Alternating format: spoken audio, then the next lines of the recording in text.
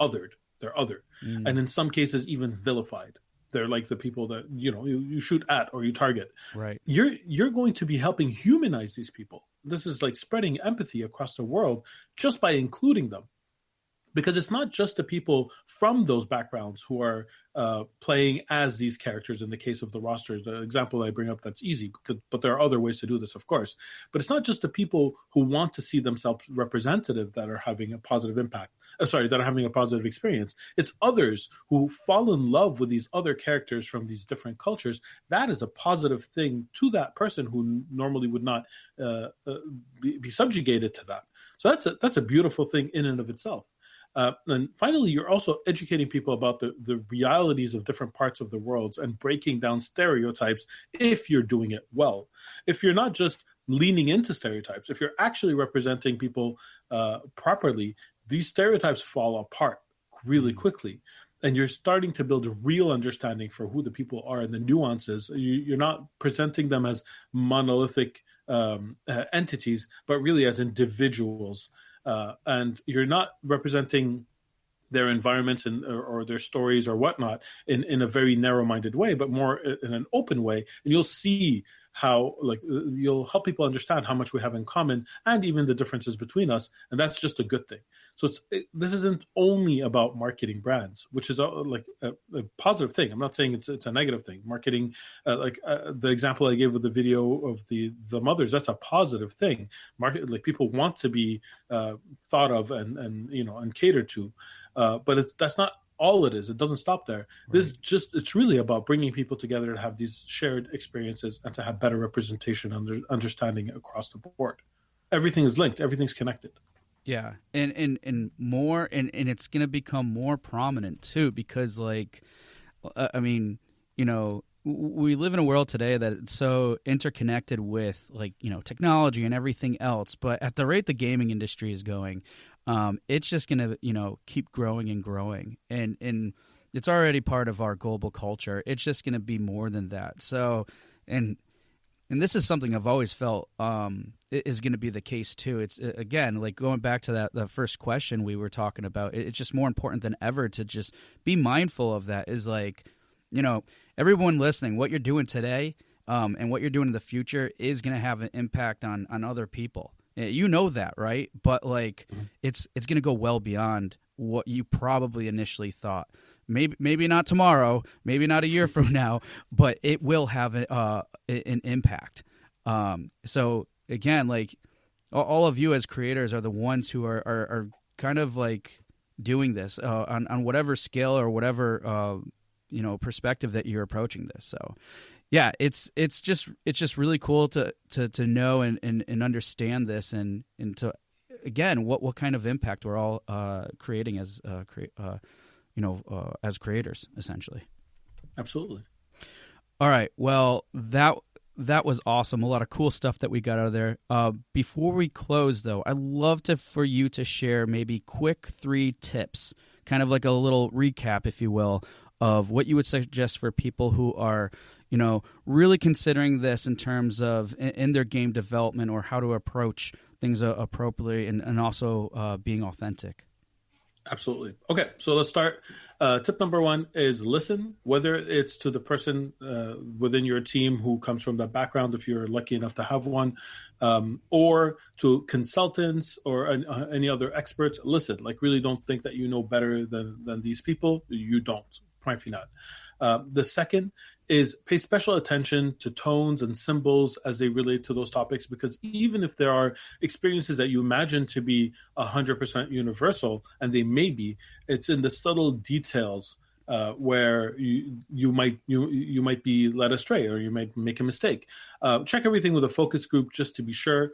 Even if it's just a cursory, hey, can you take a glance at this and see if I'm really going off the mark? Don't just assume, right? You don't know what you don't know. And the third, I'm going to actually mention something I haven't mentioned earlier in the podcast, but I think it would be a really important and relatable to the subject. For the topic of representing Muslims specifically, if you're so inclined, the topic of Ramadan, the month of Ramadan, the Muslims basically celebrate, and other people who are not Muslim as well in that part of the world who celebrate once a year. It basically ended about 2 weeks ago, 3 weeks ago at this point. And I could count on one hand the number of games that acknowledged it one way or the other. This is a huge missed opportunity. Ramadan is incredibly important to 1/3 of the world's population. Think about how big that is, and what a missed opportunity to acknowledge at the very least. And there's so many ways that you could do that in your games, and it'll show a huge demographic that you probably haven't even thought about, that you care about them. Like, just whatever it is that you do with other big holidays, consider doing the same. If you do that, consider doing the same with Ramadan, whether it's costumes or banners or targeted ads or what have you. Keep in mind that during Ramadan, people don't eat and don't engage in a lot of different activities, which actually usually means that they spend more time in entertainment. Generally, they spend 50% more of their day, whether it's playing games or watching TV or doing whatever on the internet.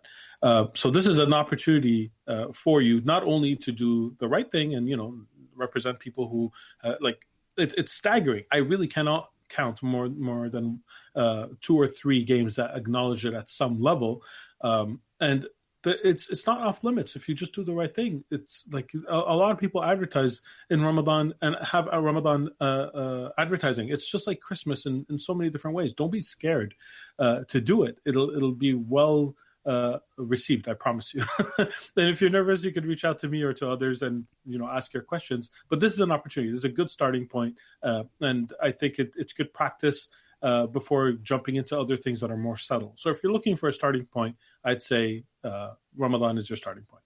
Yeah. You have a year to prepare. You have another 11 months. And and I love that I absolutely love that you brought that up too, because one area, and to be quite frank with everybody here, I was a little bit, not that I don't think anyone listening would do this, but at one point I was thinking about preparing some questions around the opportunities that exist like this. But sometimes I also want to make sure that, and we definitely covered it today, that you're not looking at it just simply for the sake of an opportunity. You're looking at it, like you said, approach it right and everything. And it's and as long as you're doing that, it's not off limits. And you just clearly identified one, and there's so many other opportunities out there where you just, again, know your audience, cater to that audience. I mean, who knows what could happen out of that? But as long as your intentions are pure and authentic and everything, there's no reason why you wouldn't be rewarded for that. I would find, agree. Yeah. So I'm glad you brought that up, because I was a little reluctant, because I'm like, I don't want to make this sound like, yeah, let's target all these audiences with our games, and because that's not what it's about. Yeah. A small portion compared to the bigger thing is understanding, having empathy, and everything else. Awesome. 100%. So thank you so much for those tips, and now that we're closing, first and foremost, though, I'd love for you to share ways people can reach out to you if they want to, or find out more about some of your communities, or what's the best way people can get in touch? Well, the main way, I'm actually pretty active on Twitter. I'm at Osama Dorias, so OSAMADORIAS. My DMs are usually open. Sometimes I close them when they get really, really full. But in general, if you at me, I will respond. So that's the main and best way. I do have a website. I don't really keep up with it as much, and I don't really share my email publicly so much. So reach out on Twitter, and don't be shy. I don't bite. Yeah, and at the very least, you should follow, because some of the stories he shares about your kids and stuff are absolutely hilarious. If you have kids, you need to, at the very least, follow Osama on Twitter, because they're hilarious. And thank you. Trip off the block. Yeah, like the stuff your daughter says is priceless, and then it reminds me of how crazy mine is too. So anyways, well, Osama, thank you so much for being on the show today. Really appreciate the insights and things that you shared on this subject. It's been an honor and a pleasure to have you on the show. Thank you very much. The honor and pleasure is all mine. Have a very good day, Andrew. Thanks, you too. Hey everyone, thank you for listening to another episode of Indie Game Movement. I'm Andrew Pappas, your host, and the show's producer is Mustafa Price. If you enjoy and value the show's content, you can support us even more by going to Patreon and visiting www.patreon.com/IGM podcast and select the tier that best suits your needs. Show notes for this episode can be found by visiting rengenmarketing.com, the number episode of the show. Rengen Marketing is a consulting marketing company that helps indie devs with their marketing efforts. Whether you need guidance with your game's marketing strategy or could use a free marketing plan template, then please visit www.rengenmarketing.com and take action. A special thanks to Dakota Saw for Season 2's opening theme and Melissa Gellis for the new logo design. And as always, thanks for being such great listeners, and we'll see you next time on Indie Game Movement.